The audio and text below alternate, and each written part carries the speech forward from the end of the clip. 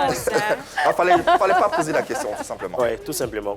Ça sera tout, Yann? Oui, c'est tout pour aujourd'hui. Merci infiniment pour ce sourire qui ne dure qu'un instant, mais qui illumine notre journée, notre plateau.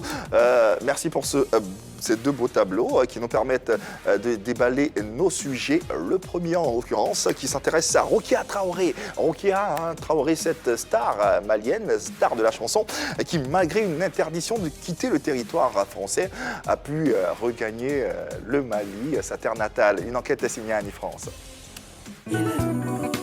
Elle avait été incarcérée en raison d'un mandat d'arrêt émis par la justice belge. Incarcérée à la maison d'arrêt de Fleury-Mérogis, Rokia Traoré avait entamé une grève de la faim pour protester contre son incarcération. Elle est aujourd'hui au Mali malgré sa peine encourue. On en parle dans le débat. Allez, le débat de ce jour, Rokia Traoré, cette star malienne adulée dans toute l'Afrique et en dehors même des frontières africaines.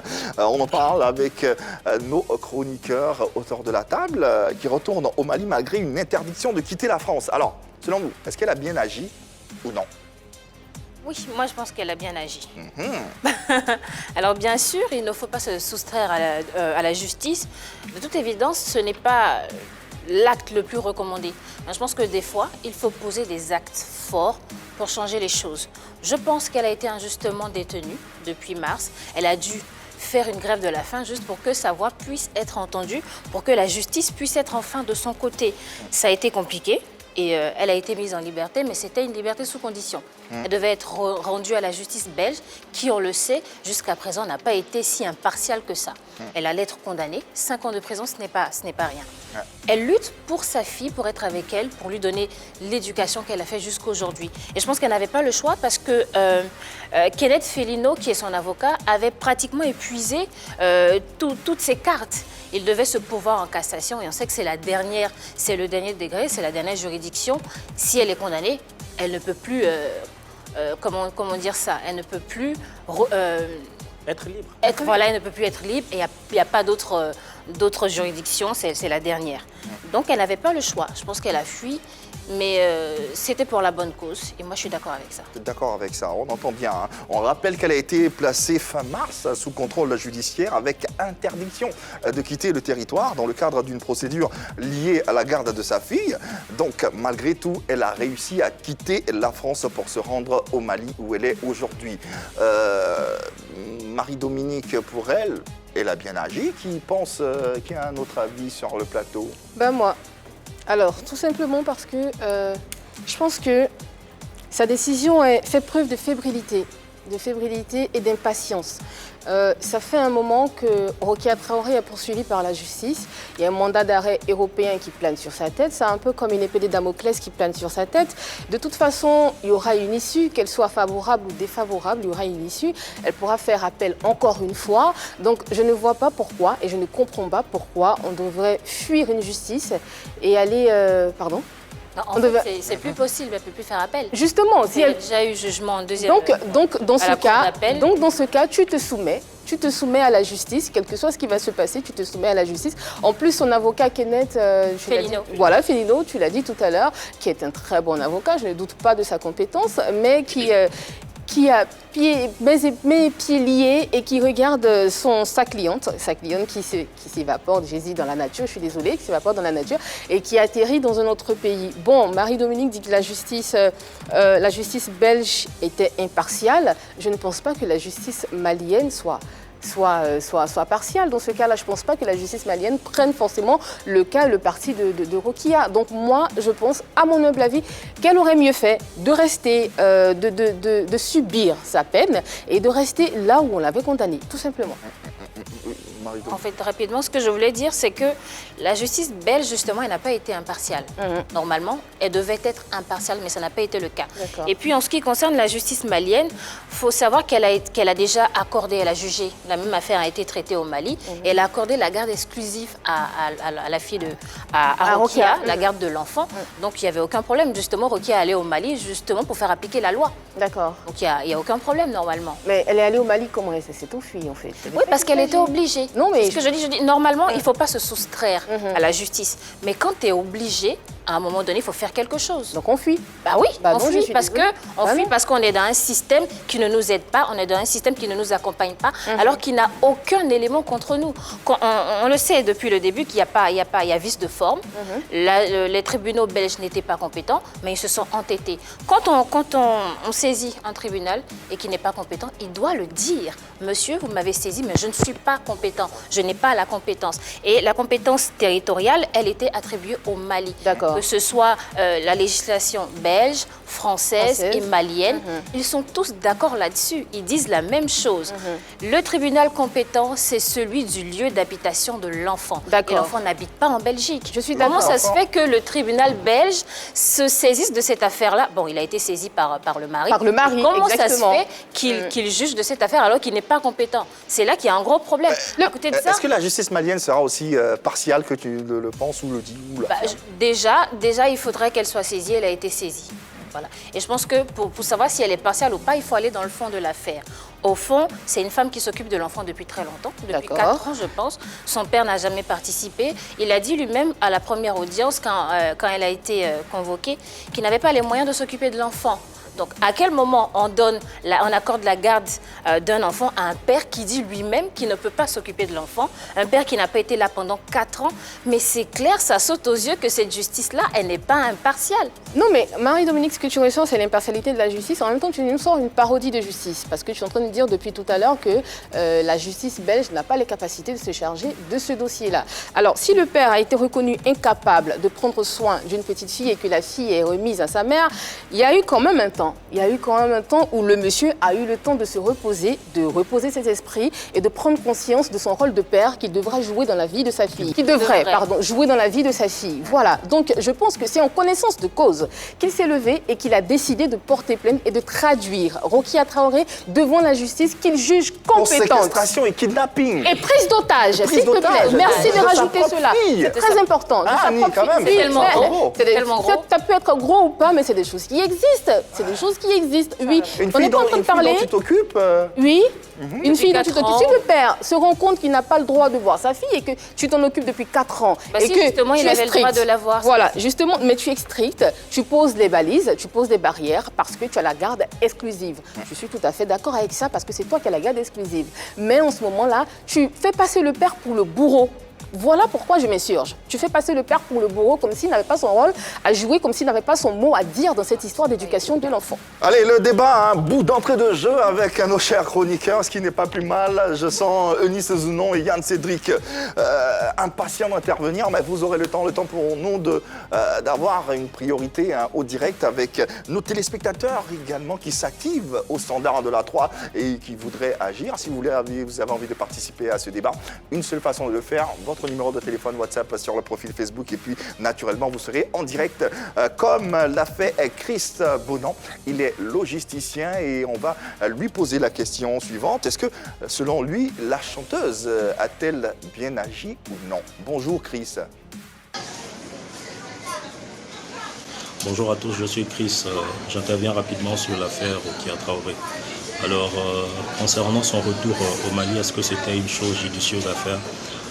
Je dirais oui d'une certaine manière. Mais déjà dès le départ, elle n'aurait pas dû être arrêtée parce qu'elle avait un statut diplomatique. Et à un moment donné, est-ce qu'on peut blâmer une mère qui essaie de protéger ses enfants? C'est là la question. Puisqu'il y avait des plaintes d'attouchement en France, en Belgique et au Mali. Une garde qui lui a été donnée au Mali. Voilà, donc c'est ça aussi qu'il faut mettre en lumière. Donc, si elle a mené tout ce combat judiciaire à grands frais, c'est pas pour le plaisir de dire que sa fille a été attouchée. Voilà, c'est quand même un véritable problème de base. Merci, il a une intervention assez poignante pour relancer ce débat. Il a parlé de pas mal de choses, de diplomatie, Oui. également de séquestration et tout.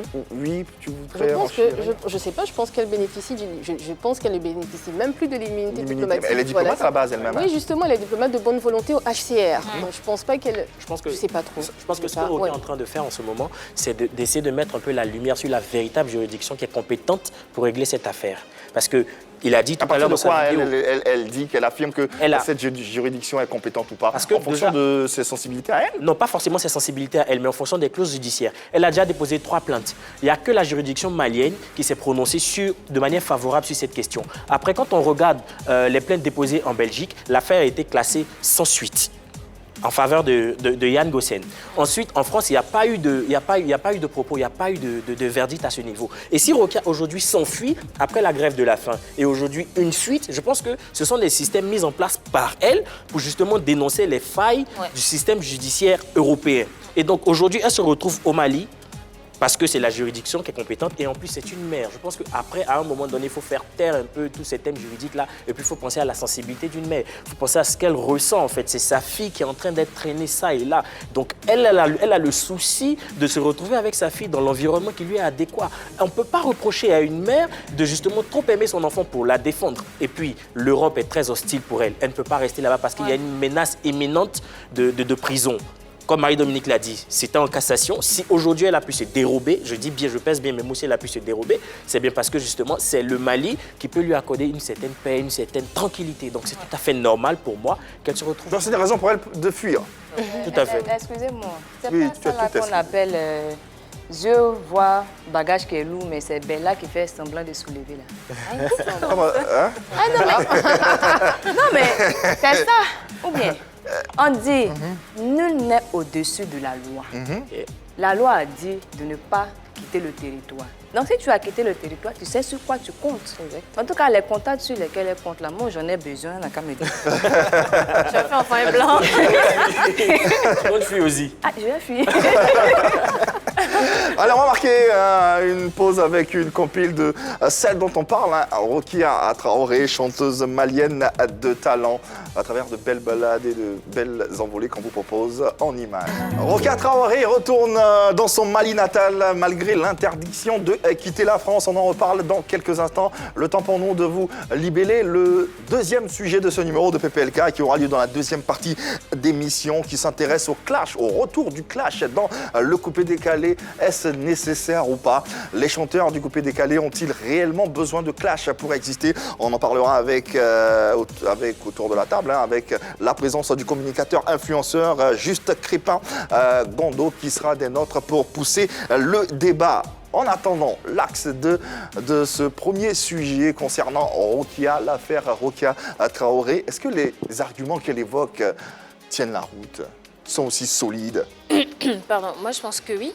Comme je l'ai dit tout à l'heure, il y avait incapacité de la part des juridictions belges. Il y a aussi dans le fond, c'est que ce dossier-là, finalement, ne repose sur rien. Toi? Selon moi, et comme je le dis, selon les textes. Quand vous prenez la loi française, je n'ai plus trop les articles en tête, mais c'est la même chose qui est dit. La même chose qui est dit, c'est-à-dire que le tribunal qu'on doit saisir, c'est celui du lieu d'habitation de l'enfant. Et l'enfant habite au Mali. Passons sur cette incompétence. Parlons du fond. Dans le fond, il n'y a aucune information qui nous dit que la mère maltraitait son enfant. Il n'y a aucune information qui nous dit qu'au Mali, elle n'était pas bien scolarisée. Il n'y a pas de fait. Il n'y a pas de fait. Voilà. On n'a rien à lui reprocher à cette mère. Elle a été parfaite jusque-là. Son enfant, elle poursuit sa scolarité. Tout va bien. Elle est entretenue et tout. Pourtant, le père, lui, n'a pas joué son rôle. Il n'était pas là. Donc, c'est un peu compliqué. Et Eunice a dit une chose tout à l'heure, c'est que nul n'est au-dessus de la loi. Pourtant, dans cette affaire, on a l'impression que le mari qui est belge essaie de piétiner la décision qui a été rendue par les juridictions maliennes. On a l'impression que la justice française piétine la décision qui a été rendue par le Mali. Est-ce qu'on n'est pas sur le même pied d'égalité? Est-ce qu'il y a un souci? Est-ce qu'il y a du racisme? Moi, je pense qu'il y a beaucoup de choses dans cette affaire qui ne sont pas assez claires. Mais ce qui est sûr, c'est que ces arguments tiennent la route et elle a raison. Elle a été même soutenue. Moi, je dis, cette justice, elle est... C'est pas une justice pour moi. Et c'est pas moi qui le dis, je suis pas la seule à le dire. Elle a été soutenue par les mères célibataires qui sont en Belgique, une association. Il y a un éminent professeur au Sénégal qui l'a soutenue. Les artistes l'ont fait. Le porte-parole du gouvernement malien, M. Sangaré Yaya, a dit que le gouvernement malien la soutenait. Mais ce que je déplore ici, c'est qu'on ne sent pas vraiment Engagement. Voilà l'engagement du Mali. Et ça, moi, je trouve ça un peu dommage.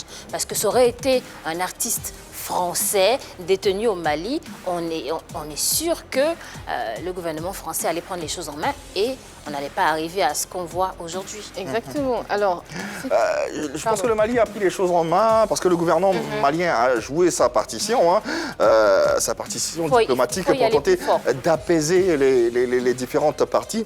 Alors donc, on a le ministre malien des Affaires étrangères qui a reçu les ambassadeurs belges et français, c'est-à-dire la dimension diplomatique du dossier, dans un seul but qui est bien sûr de privilégier l'intérêt de l'enfant qui est âgé de 5 ans.